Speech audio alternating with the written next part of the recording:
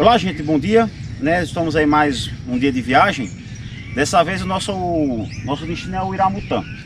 Eu gosto de fazer a saída aqui dessa rotatória aqui, porque justamente é na frente aqui do aeroporto. Então esse ponto ele serve como base para quando as pessoas vierem visitar aqui nossa cidade, terem uma referência para onde, quando eu fazer a viagem para os lugares, vocês terem um ponto de referência para fazer todo o trajeto.